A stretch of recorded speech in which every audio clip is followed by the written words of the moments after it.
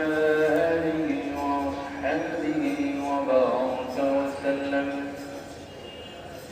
وبارك الله عليه وسلم.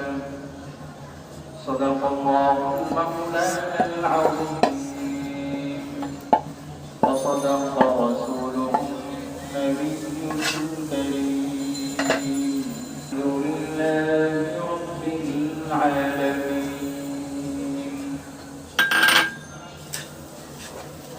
محترم معزز মুসলিয়ান কিরাম, শ্রদ্ধেয় মুসলিয়ান কিরাম, আল্লাহ তাআলা তার জন্য চলার পথ নির্ধারণ করেছেন। নীতি নৈতিকতা পর্যন্ত ইবাদত, মুআমালাত, মুআশারাত এসব কিছুই ইসলামের অন্তর্ভুক্ত। ইবাদত, নামাজ, রোজা, হজ এগুলো ইসলামের একটা অংশ কেবলমাত্র। এক বিরাট ইমারত, এই ইমারতের একটা অংশ কেবলমাত্র ইবাদত, নামাজ, রোজা, হজ, যাকাত, আর বাকি পুরোটাই রয়ে গেছে আরো অন্যান্য বিষয়, যার মধ্যে সবচেয়ে গুরুত্বপূর্ণ হলো মুআমালাত, লেনদেন, পারস্পরিক আচার ব্যবহার, চলাফেরা ইত্যাদি, যেগুলোর মধ্যে মানুষের জীবনে প্রধানতম বিষয় হলো হালাল উপার্জন। হালাল উপার্জন মানুষের জীবনে এতটাই জরুরি। ইবাদাতুল মা কাসবিল হারাম বা মা আকলিল হারাম, যদি সমুদ্রের উত্তাল তরঙ্গের উপরে ইমারত নির্মাণ করে তাহলে এর জীবন কোনো স্থায়িত্ব নেই। ঠিক একই হারাম উপার্জনের সঙ্গে কেউ যদি ইবাদত করে সেই ইবাদতের কোনো ফায়দা নেই। ইসলাম সর্বপ্রথম মানুষের ঈমান এবং নামাজের উপর হালাল উপার্জনের প্রতি গুরুত্ব প্রদান করে। নবী করিম সাল্লাল্লাহু আলাইহি ওয়াসাল্লাম হাদিসে বলেন, কাসবুল হালাল তলাবু কাসবিল হালাল ফরিয়দাতুন। নামাজ আদায় হয়ে গেল তখন তোমরা আল্লাহর জমিনে ছড়িয়ে পড়ো এবং হালাল উপার্জনের জন্য তোমরা প্রচেষ্টা করো। সূরা মুলকে যে আয়াতটি আমি শুরুতে পড়েছি, আল্লাহ তাআলা বলেছেন, হুয়াল্লাযী জাআলা লাকুমুল আরদা যালুলান। এই পৃথিবীকে আল্লাহ তাআলা তোমাদের জন্য বর্ষ করে দিয়েছেন। এই পৃথিবীকে আল্লাহ তাআলা তোমাদের জন্য নিয়োজিত করে দিয়েছেন। ফামশু ফি মানাকিবিহা, ফলে তোমরা পৃথিবীর কাঁধে বিচরণ করছো।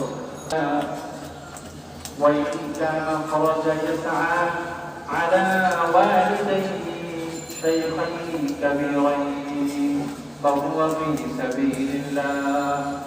وإن كان يسعى خرج يسعى على أبوين شيخين كبيرين।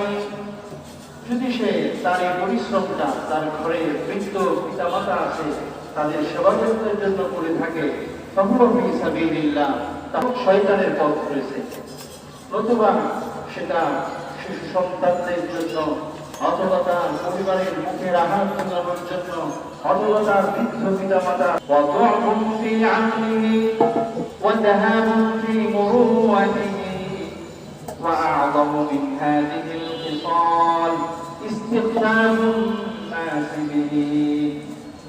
লুকমান হাকীম তার বৎসকে বলছেন, হে প্রিয় বৎস, ইস্তাইন বিল কাসবিল হালাল, তুমি হালাল উপার্জন করো, সদাই তুমি হালাল উপার্জনের জন্য চেষ্টা করো। কারণ যে ব্যক্তি দারিদ্র্যের শিকার হবে, তিনটা সমস্যা তার জীবনে দেখা দেবে।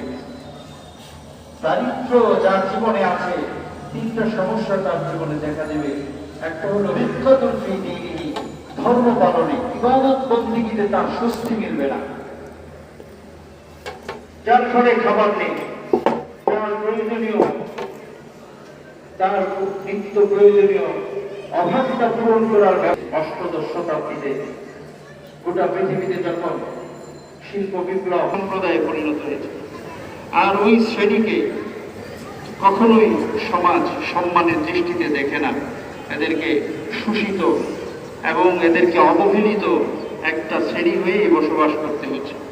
বহু আন্দোলনের পর এখনো পর্যন্ত এই যে গেল বিশ্ব শ্রমিক দিবস 1 মে, এতটুকু হয়েছে যে পৃথিবীতে একটা আওয়াজ উঠেছে, কিন্তু কার্যত